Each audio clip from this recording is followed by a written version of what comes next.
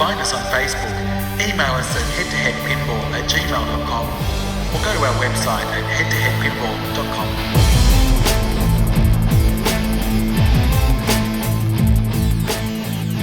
head2headpinball.com. Welcome everybody to the Head2Head Pinball Podcast. This is the conclusion. This is episode 36B. And my name's Martin, and with me... It's Ryan C. Ryan C, how are you? Good, mate. It's a bit early in the morning, but we committed to this podcast. It's the things that we do. And, as predicted in last episode, 24 hours later, Iron Maiden has been revealed. And we felt it was a good time to get somebody on our show to talk about all things Stern and Iron Maiden. So welcome to the show, Zach Sharp. Howdy, guys. How are you? G'day. I'm good. I'm shocked that you guys called this title. I mean, I think it was really the best kept secret in pinball history. So kudos to you guys. Kudos. I know. It took a lot of detective work to work that one out. We were up all night scouring through a lot of documents to find this. And yeah, look, it's one of those things. And probably because it was such a highly sought after title. Like, people really wanted this theme. Yeah, well, it's funny. Me personally speaking, I actually I'm not a fan of them. I never really heard any of their songs, but once I started playing, Keith's game throughout development, I became a fan. I mean, sometimes the best themes or the worst themes, make Congo. Great games or not great. Yeah, Congo. Demolition Man, Shadow. Some of those like awful movies. Well, actually, that's not true. I like Demolition Man, the movie, and I am not ashamed to say that. But even like AC/DC or Metallica, I'm not the biggest fans of their music. I mean, it's fine, but like in a pinball environment, I think it's so much fun. So go figure. It's funny you say that because there seems to be a really big, not a really big divide, but I guess the people that have been waiting for this for like 5 years. Someone that was on Aussie Arcade and said he's had his name down on the list, for 5 years. I'm pretty sure you guys didn't have the license 5 years ago. Who knows? I don't know. I don't even know where I was 5 years ago. So it's crazy that there's so many people that are so passionate about Iron Maiden and wanting an Iron Maiden pin. And I guess the good news is the only kind of negative feedback, because there's always negative feedback in pinball and pinside, is that some people don't. Never. No, I know. Never. That's a shock. Some people don't like the theme. Which if that's the worst thing about the pinball machine, then I think you're onto a winner here. I will take that win every day.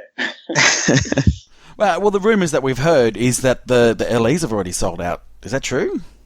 That's what I'm hearing. Man. So you better run to the hills if you haven't already. Nice. Sorry, I'll be really cheesy with my jokes. That's number one off the list. Number one. Straight down. That's one. There are so many people that messaged me today saying, right, did you get in? Well, it's an interesting story for us because I know that we get a certain allotment that comes to Australia, and I'm on that list, but I don't know until I think the next 24 hours whether I actually have a spot. But if I have a spot, it is absolutely done. Buying an LE for sure. Do I have to buy you out of Game of Thrones for that to happen? Yep, you do. Okay, so the fate of your pin is in my hands. You know what? If you don't get one, then you can use your podcast clout to kind of champion yourself to get one. Do you know what? For sure. The Australian distributors don't even know that we do a podcast. I don't think we haven't told them at all. But what did I say to you, Marty? I messaged you this morning while I was watching the stream, and what did I say about 3 times? I said, "Are you getting this? Are you sure you're getting this? Because if you're not getting this, I'm getting this." No, I know.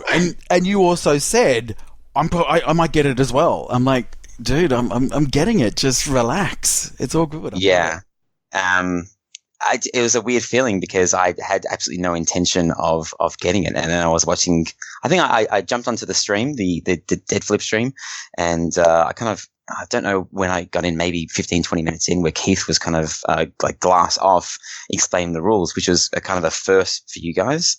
And I was like, wow, this is pretty well thought out. And then he started playing the game and I was like, yep, I really want to play one of these. Oh, it's so much fun. I mean, I was even joking, obviously not talking publicly, back in October, but Keith and I met up in the finals of Pinball Expo, and the winner gets a new unboxed Stern. So, unfortunately, I lost, but I was joking, saying, well, if I won, I was going to get your game. Like, directly to Keith. It's like, I wanted your game. So, no, it's been fun. And I know that the stream wasn't archived, but don't worry. We will be doing another one with Keith very, very soon, and Jack with the same thing, the whole glass off, him taking us through, his thoughts, his ideas behind the rules, and just how everything came together. So what can you discuss the reason why that wasn't archived? Is that a licensing issue with songs, or? I wouldn't say a licensing issue with songs, but let's just say it is not approved to be archived live yet. Okay. So we will refilm when we have the official clearance to actually be able to have it out in the wild, but very soon. And look, I was explaining that to a lot of people. There's actually different sort of licensing agreements between a live broadcast and an archive broadcast, which is considered, playback. So exactly. Yep. And, Iron Maiden, they're amazing to work with, and, they're very protective of their IP and how things are, marketed and, released to the public. So they've been fantastic to work with. Okay, so can you then just, if you can, what you know of the history of this machine coming to all the way up to the release yesterday, from when you sort of first saw it? I mean, I think, we both might have played it at Indisc a couple of years ago when it was back as Archer.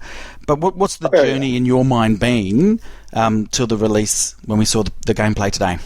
I guess my perspective is a little interesting. Obviously Keith's is the best perspective. But for me, seeing the initial pictures of Archer, playing it at the Banning or at Indisc in person, and was just blown away by how fun it was, and just telling him how, man, this needs to be made. And this is, before Stern was in the picture for either of us. So when he got scooped up by Stern, secretly inside, I'm just like, as a pinball fan, I'm like, God, I really hope they scooped him up and are using that layout.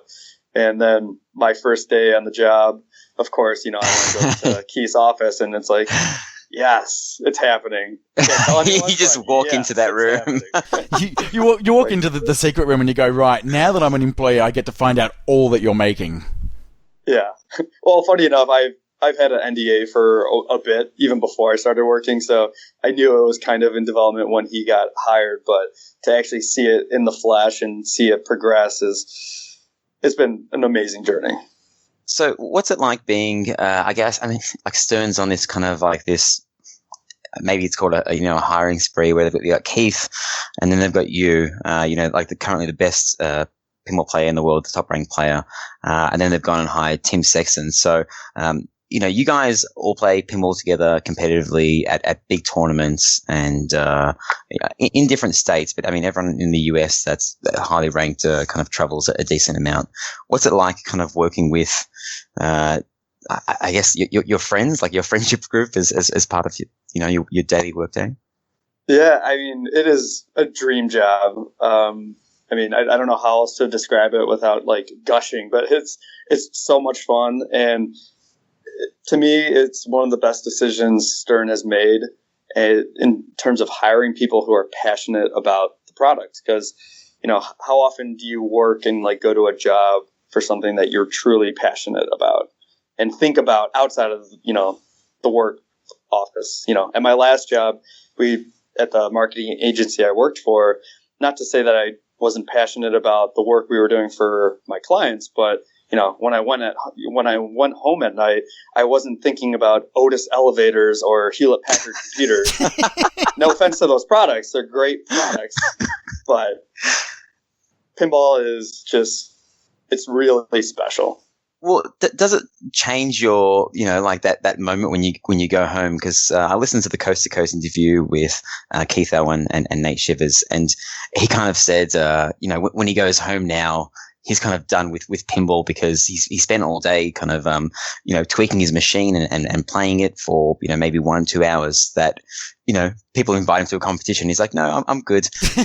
He's kind of all pinballed out. So now that your daily, your work day is concentrating on pinball, does that kind of dampen the hobby a little bit for you, or are you still the same level? I'm still the same level. I mean, I don't really play or practice like at home, even though I own some games. I'll play a little bit, but not really. Okay. I love going to tournaments when I can, and we have a monthly league that we go to.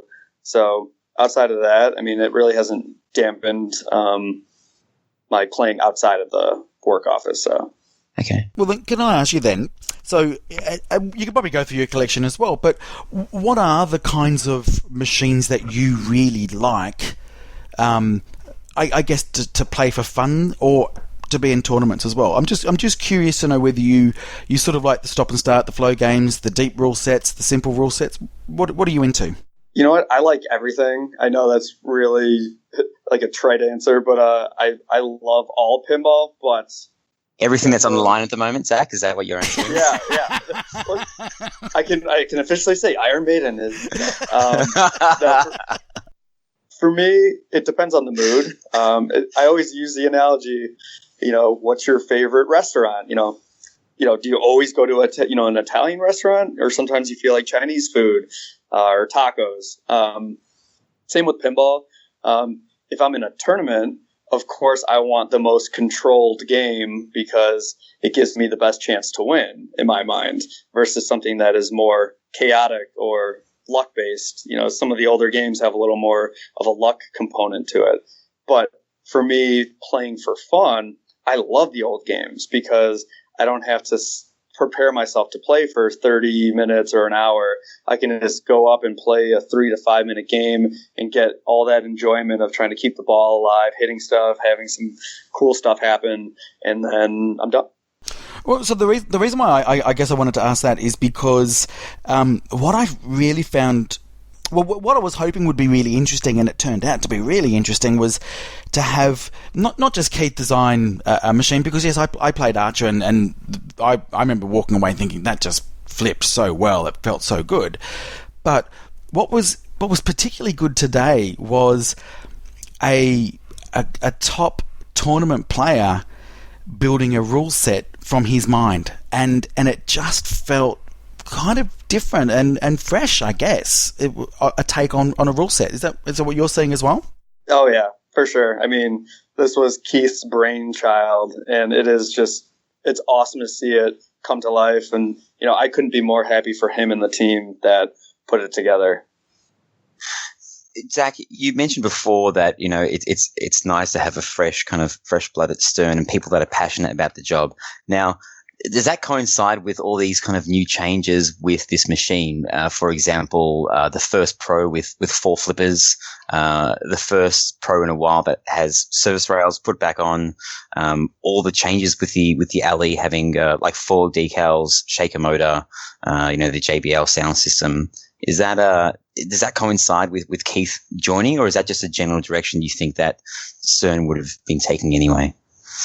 Oh, I think it's a combination, because you have a lot of, and it's not just Keith, but I mean, I'll use Harrison Drake, who is the engineer on the game with Keith, and him doing his due diligence behind the scenes to see how some mechanisms can work, or not re-engineering, but I mean, I guess I could say re-engineering some parts and components that are more efficient, that can allow for other stuff to be added into the game. So I think it's all of the above. Okay.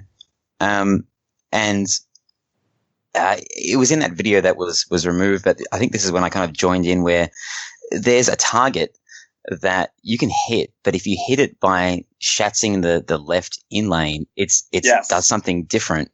Can you explain that rule? Because as I said, it wasn't archived, so I just kind of caught the end of it.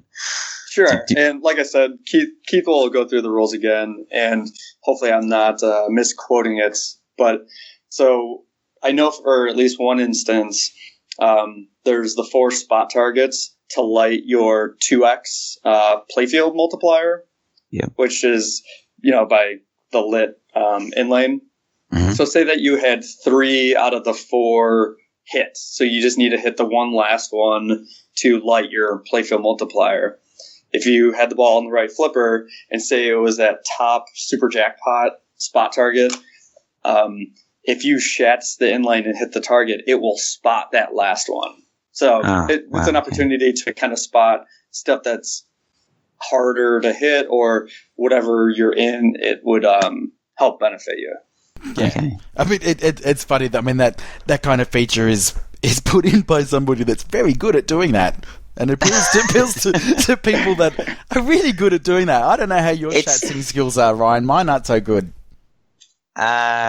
Yeah, after coming back from the US, I can do it like with my eyes closed. So, yeah, no, it's cool. It's kind of like an action button without an action button, right? It's like, and that's the one thing I kind of noticed when you look at the inserts of the playfield. Everything is there, and Keith mentioned as well on Coast to Coast that he wanted to kind of make it like a 90s game where everything is on the playfield that you need to see. Yes, the LCD is integrated well, but you can look down at any point and you can see your progress towards everything.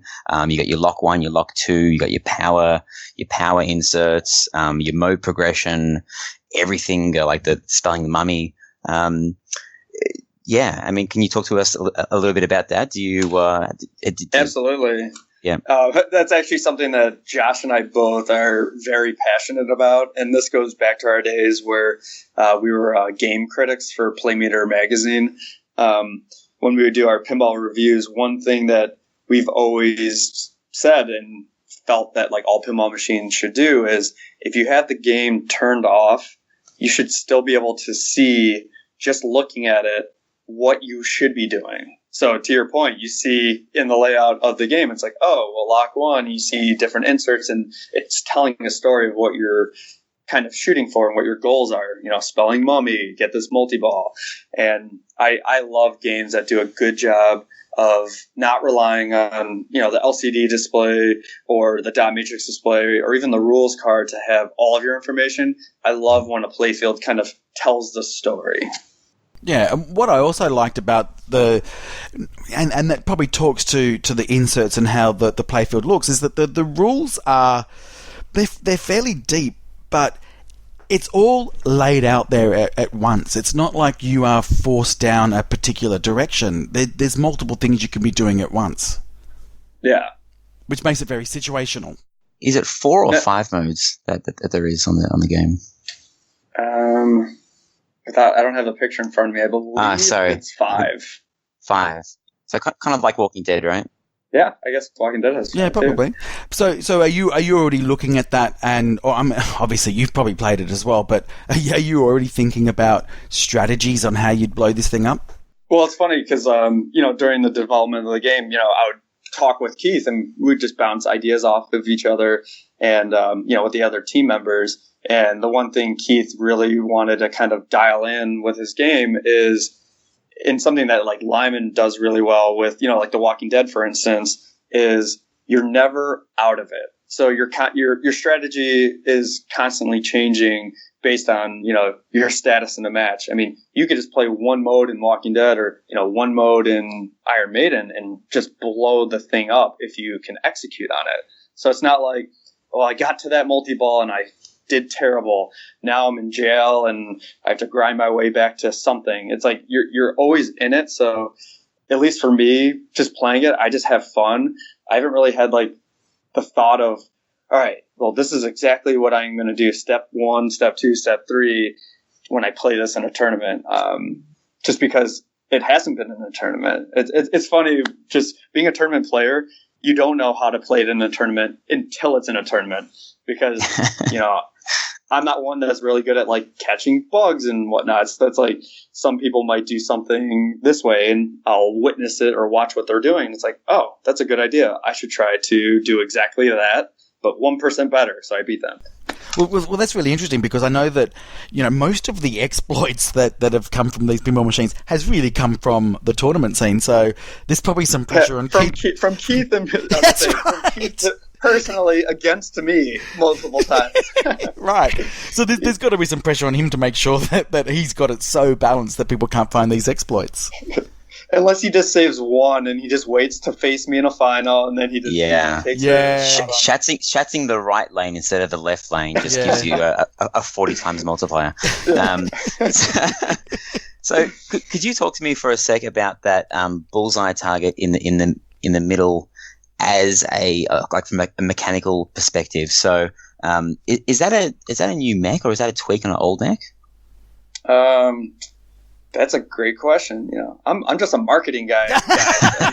It looks I'm not good. an engineer, but no, I mean, I know it's similar to some of the old school games. So not even to bring up One Ellie or Past Blue Ribbon, but some of the old school games had those multiple target switches. So you had like the outer ring, and then you had the middle like pen or pin press. God, I'm really butchering this, guys. But he made it so it was 3 different switches. Okay. So cool. Yeah, I haven't seen it on a new game before, so it looks like a cool little thing to aim for. And one last thing, kind of about the layout and the rules, unless you've got more, Marty. Was there also a bit where he said if you shoot the inner loop, kind of the inner loop from the right flipper, yes, with the other flipper down, the other upper flipper down, it's worth more than if you hold it up? That is correct. Wow. Which is funny because when I play, I just instinctively, kind of like when on Twilight Zone or anything, I'll always just hold up the left flipper to open up that gap. But it's funny, nope, he rewards you if you keep that flipper down. That's funny.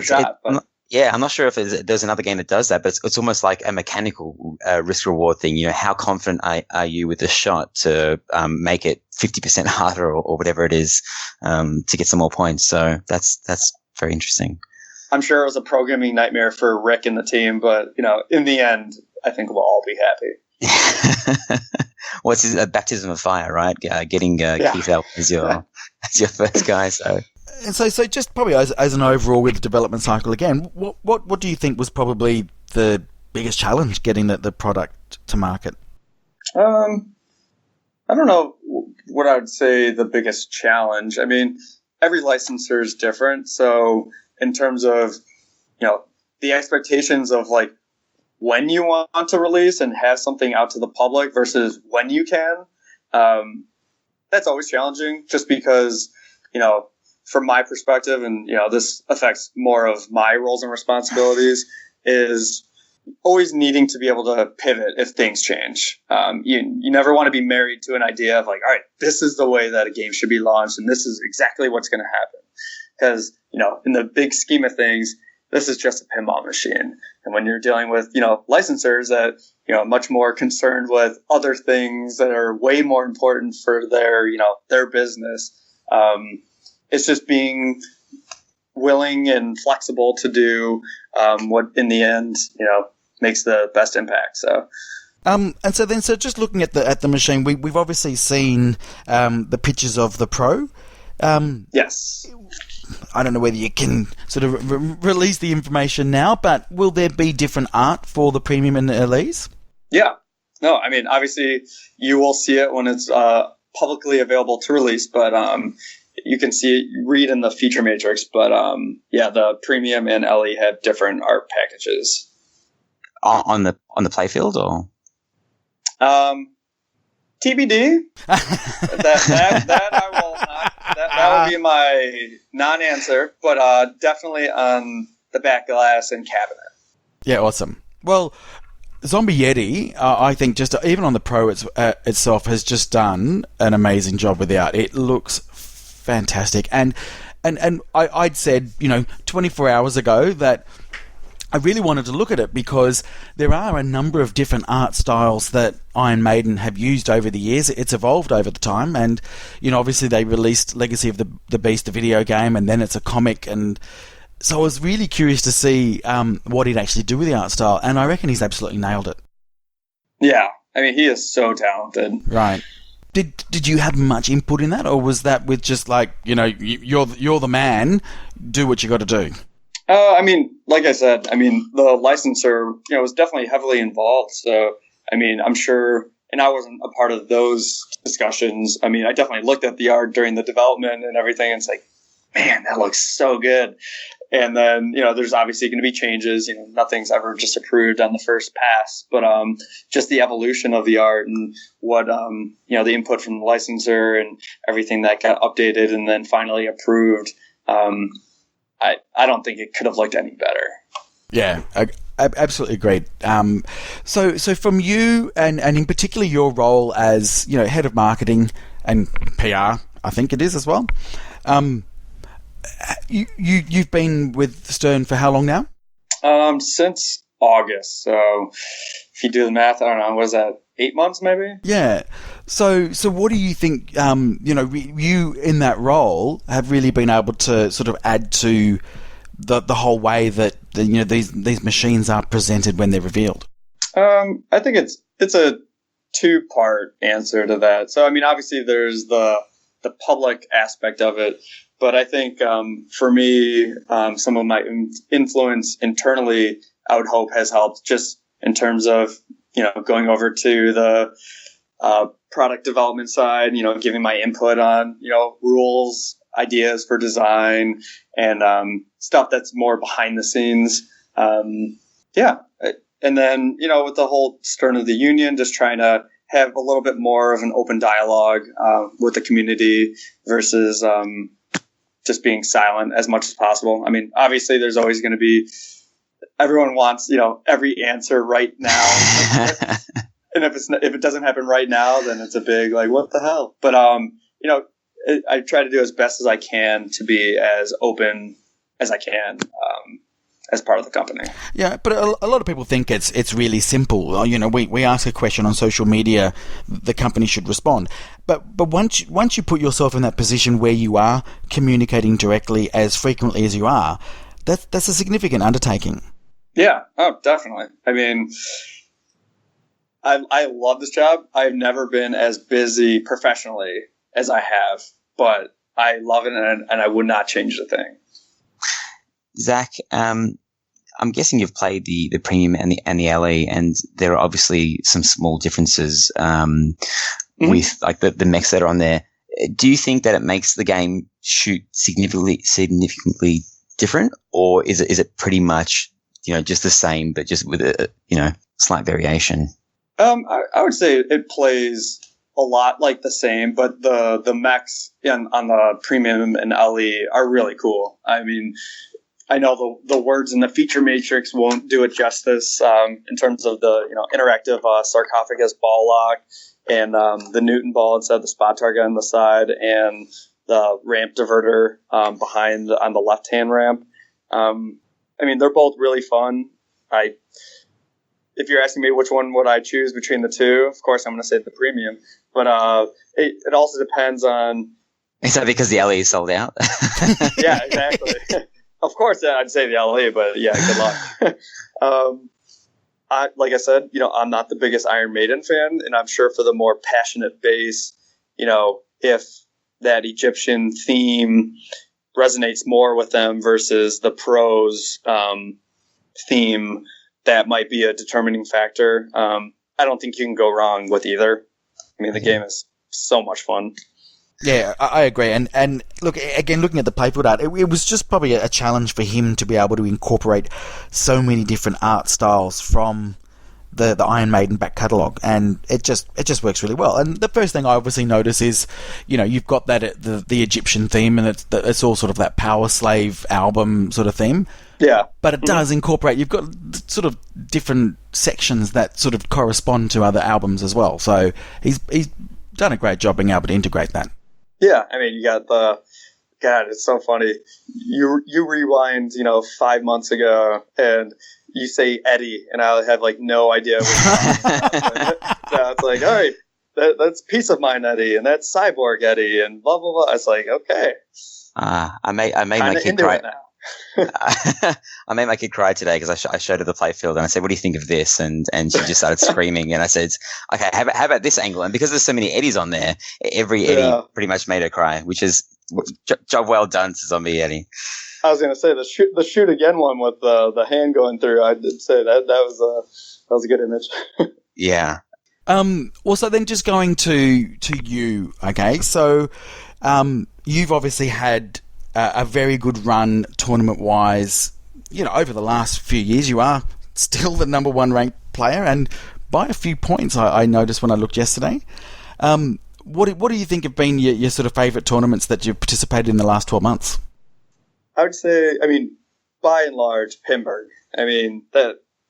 I feel like if anyone answers that question and doesn't say Pinburg is like the favorite or best, biggest tournament, then they're lying or they haven't played in Pinburg, because that tournament is just incredible.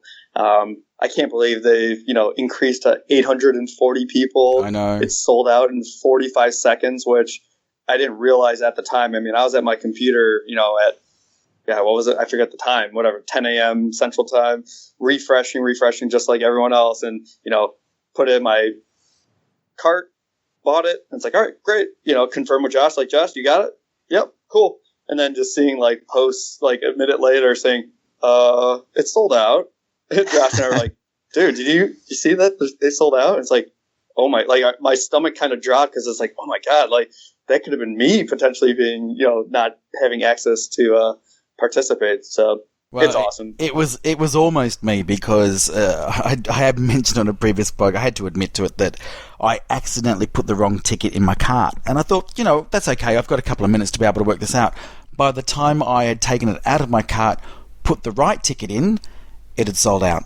Were you able to get in? Yeah, I did. At the 15-minute mark, as everybody's cart started to expire, because I had a 15-minute timer, that's when I got in. So I was very pleased. But I had that sick to my stomach feeling because I think it was like 2 o'clock or something, maybe even 4 o'clock in the morning here. I'd waited up all night and had just done something so stupid. But anyway, so I will see you at Pinburg. Good. Absolutely. No, if I did not get in, I would join the wait list immediately and fly out and just stand there as an alternate to try to get in. Like, I will never miss that tournament. And so what other ones have you done this year that you've enjoyed? Obviously the circuit final last weekend and the Heads Up Championship. Well, so just on that as well, we do actually have a bit of a correction that we need to make from... Yes. I'll let you make the correction. I'm just going to sit back and keep my mouth shut. Well, look, honestly, in our defense, everything over there is considered a major compared to here. But, we sort of did get some messages. But the first message, I actually just want to play a message that we got about this. Yeah, this is Sheriff Tex Peckerwood of the Las Vegas Police Department, still trying to find that Australian who kicked one of our boys in the bag. And heard on your little podcast you said that Josh Sharp won a major. Well, you stupid Australians. That ain't no major. It's a good tournament, but Josh Sharp ain't won no major. Oh, that's awesome. Well, hey, you know what? If Jeff Teolis, or sorry, Schmeolis, if he keeps pushing the buttons, Josh is the president of the IPA. It's in his power. He can just declare it a major and just kind of pat himself on the back. So, you keep poking the bear. Just be careful, Jeff. Look, he got a giant belt. Surely that is worthy of it being called a major. Sorry. No. You know what? I won that same tournament. It's not a major. It's a very big tournament. He'll get his name in the banners wherever the new Papa facility ends up being. But it's not a major. Sorry. Sorry, Jeff. Son. One day. Still the favorite son. But then straight after, you then won the IFPA Heads Up. Now, so what do you think of that format? So I had never played in it before. So I refed matches before, and I felt like, man, that would be fun. I really want to play in it. So it was both Josh and my experience, our first time playing in it, and it is fun. I've never felt so much like adrenaline, sigh of relief when you hit a challenge and you won. It's like, you just take like a deep breath after every single match. I've never kind of felt that playing pinball, like that intense, that quick. It's really fun. I mean, I don't think every tournament should be that way, but in terms of like being able to handle 50 plus players and finish in one day at a reasonable time, I mean, I had a blast. That's awesome. And what was the prize for that? It wasn't because I know Stern gives away a certain amount of pros, as you were talking about before. It wasn't another one of those, was it? Or it was a new in-box game. Oh, there we go.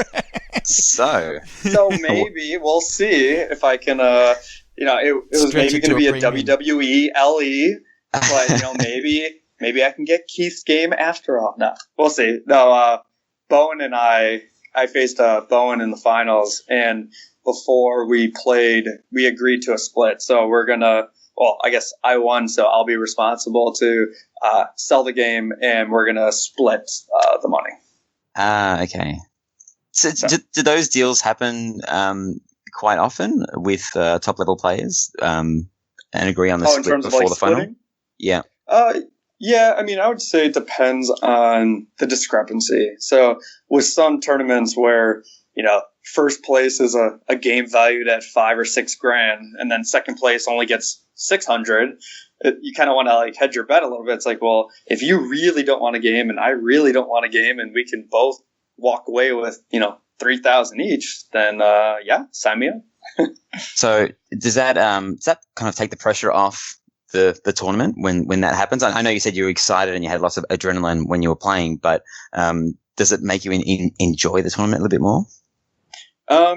For me, the money does not mean anything. I mean, I'll take it. I'll use Pinburg, for instance, the year I won, and that's not a way to rub it in Josh's face or anything, but well, it is. The prize differences between first and fourth were like, they're so huge that I think it was a year prior, or it was like Old Papa's. There was like a good way of doing the split where the only person that really got affected by the prize difference was first place. So it's like, instead of winning $15,000, you won $12,000. Where it's like, if you told me I'm winning $12,000 versus $15,000, like, yes, $3,000 is a lot of money, but at the end of the day, it's like, I want to win. I want to get that trophy. I want to get my name in the banners. Like, the money is a nice add-on. It doesn't add or remove any kind of pressure for me. I can't speak for other people. Yeah.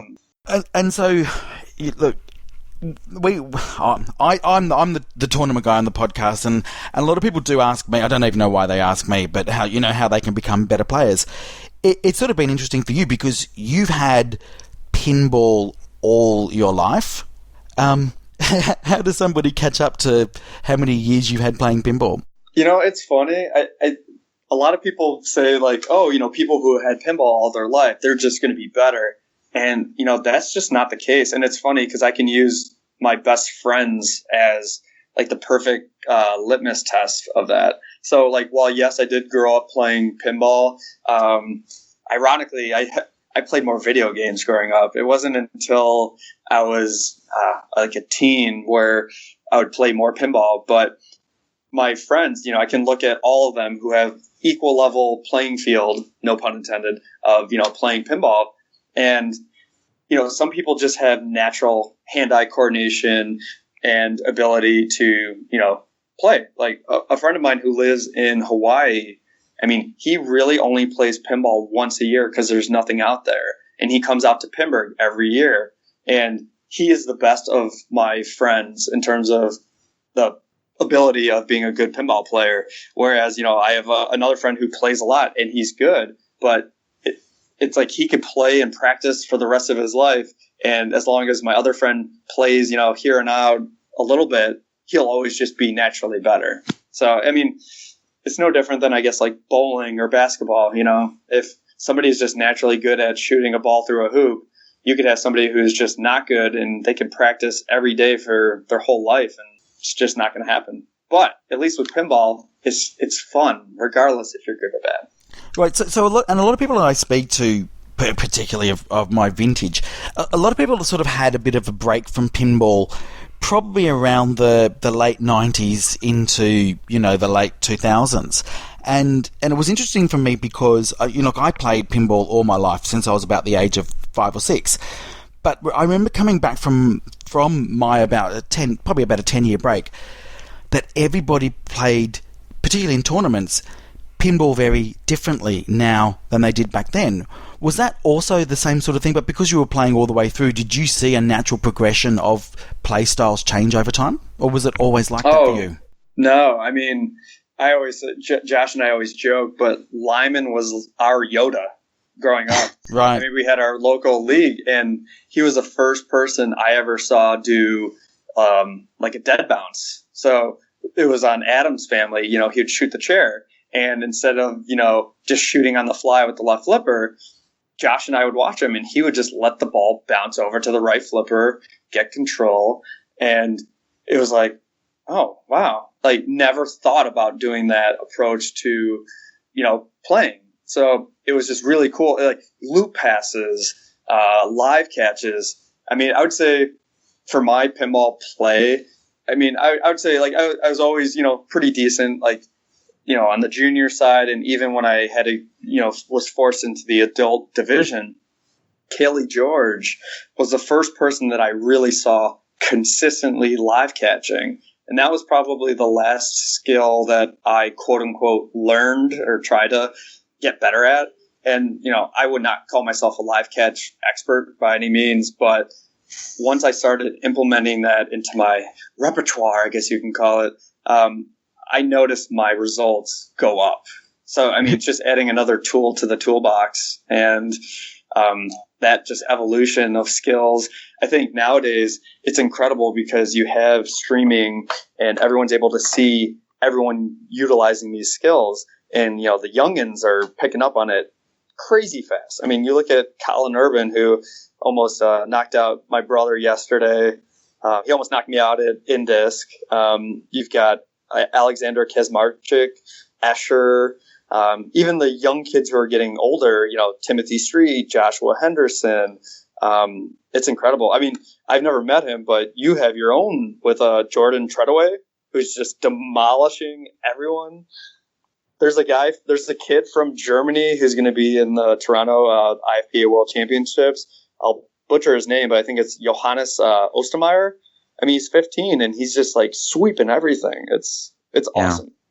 I mean, it sucks for me, but it's awesome for because I think that's because they haven't had to go through the major changes that we've had to in our playstyle. That's how they've learned, and as you said, they've also got access to a lot of media that can show them how to play, and they can just practice. Yeah. So before we move on, were you talking about the live catches and seeing it for the first time? I mean, with the older games, you have like a tap passing and shatzing. You can shatz newer games, but it's, a bit slower and possibly easier on the older games like EMs and solid states. Mm-hmm. Was that around when you were a kid, or is that something that's newer? Because I was trying to discuss it with someone the other day, and like, who was the first person? Like, these old games weren't designed for shatzing, but you can really blow up the game when you can, like an Alien style. We're talking about it, where you can shatz the right lane and 50x the spinner. I mean, funny enough, I mean, I know it was before his time, but I think there's a reason why it's called shatzing the inlane, and I mean, that's Neil. That's Neil Schatz, yeah. He was okay. He was the one that I saw doing a lot of that stuff, and I always joked. I always called it playing with your food. So like, I would do it. I would do it for fun, but similar to watching Lyman do a dead bounce, I wouldn't do it in a tournament because I was like too nervous that like I would let the ball bounce and it'll just drain and I'll look like such an idiot. So it took me years for myself and even Josh to like, all right, screw it. I do this while I play for fun and it works. I'm going to do it in a tournament. I don't care. And it's like, wow, it works in a tournament setting. So just getting over those nerves of trying to, shatz something or tap pass and just trust that it will work. I can't believe I asked that question because I remember I knew that answer. I remember watching it somewhere. So I also know that the Lazarus save is from Lazarus from the Bible. So thank you for this. Yeah, rise from the God. I don't know what else to ask, but I just got a message from. I know this is pivoting a little bit and changing the topic. We're not going to do Slam the Top 100 or a pinball quiz against Marty, but there's a quiz show in Australia called Hard Quiz. Hard Quiz. Yes. Hard Quiz. Yes. And friend of the show, John Cosson, he appeared on it today, and he's I'm not sure if he's under NDA, but he's not letting me know if he won or lost. But he just finished recording, and basically, Zach, it's you get to choose your category. So you get to choose a category of expertise, and this guy is like a surgeon, right? It's what he does every day. Now, instead of choosing surgery and a specific part of surgery as part of his question, he chose pinball because he's passionate about it, and he's been practicing on Aussie Arcade. He's kind of started a thread saying, ask me as many like hardcore, obscure questions as you can about pinball. And he was wanting to learn all these kind of like special tidbits. So he let me know 5 questions just now while we were talking that he got asked today. And I want to see, with your extensive history in pinball, if you can get them right. Okay. So do I get a lifeline if I? No, this is not phone your friend. No, he'll let you down. Okay. What was the last game? And I don't know this one, so you can just make it up, and I'll think you're right. What is the last game that Cordec had a hand in? Technically, well, I might be wrong, but I think it was Episode 1, Star Wars Episode 1. Okay. What comes up on the screen when you do a death save in Rocky and Bullwinkle? I know you get points. I don't know what it's called, or I don't know what the display effect is, but you actually get points for doing a death save. Okay. This is probably an easy one because it's nice and fresh. What was Escher promised when he won Papa? An ice cream truck. Yes, that's the one that I know. Who was the Yeti on Whitewater modeled after? Dennis Nordman. Yes, and Are these questions they asked him on the show? Yes. These are freaking tough questions. No wonder it's called Hard I was going to say the Rocky and Bullwinkle one. That's a tough one. I mean, yeah. if they wanted to get technical.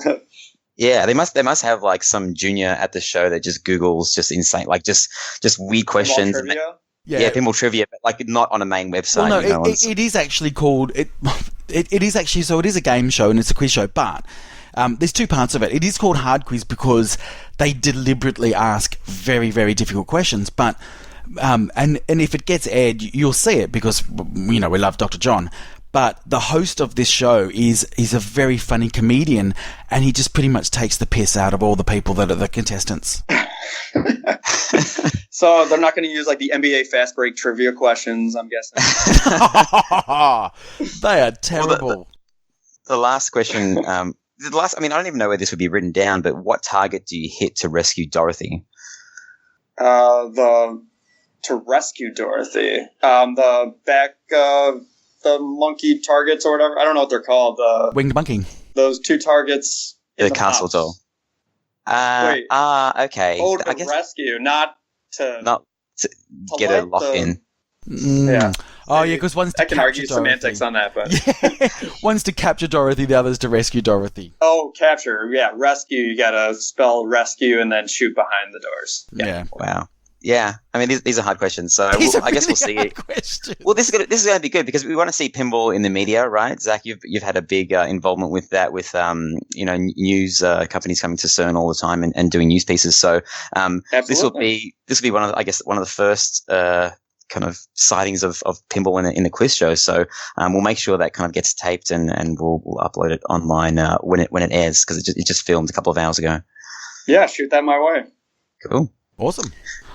Do you have anything else you would like to talk about? No, buy Iron Maiden. My marketing hat. I'm hoping to. Like, I'm just fingers crossed in the next 24 hours I find out whether I got in. So, looking forward to that. Are there any Fingers exclusive head-to-head information that you can release that you haven't released yet? Come on, Zach, give us something. We're desperate. I got nothing. Oh, that's awesome. Well, I'll actually get to see you at Pinburg this year, and awesome. I am popping into Chicago after, so might stop by. I'll give you a factory tour. Yes, fantastic. I didn't even have to ask. Well done. It's the podcast pulling power. Okay, we're pretty much B-list celebrities these days, so. Hey, B plus. Thank you. Give yourselves a plus. All right. Well, okay, man, we know you're busy. You've got this launch to still do, so enjoy. Thank you. No, thanks for having me on. Really appreciate you. See you, Zach. Thanks, man. All right, take care. So there you go. That was Zach Sharp from Stern Pinball. What a great chat. Yeah, that was our first Stern interview. Yeah, really good. I like what he's doing at Stern.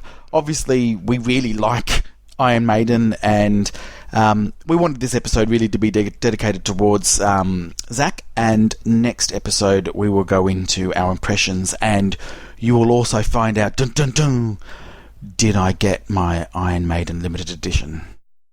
You better. Yeah. It's. I've been talking to a lot of people, and a lot of people are dumping machines, right? A lot of people kind of were selling machines last week for this thing, but it caught a lot of people off guard, and people were like, holy crap, I need to sell this, and that to buy Iron Maiden. So it'd be interesting to see what happens in the next 24, 48 hours, because not everyone is guaranteed a spot, I guess. I think 50 LEs possibly are coming to Australia, because we usually get 10% roughly of the allocation. So, yeah. We'll see what happens. Well, there you go. Next week, you'll find. So thanks, everybody, for listening again, and I hope you've enjoyed the two-part episodes this week of 36A and 36B.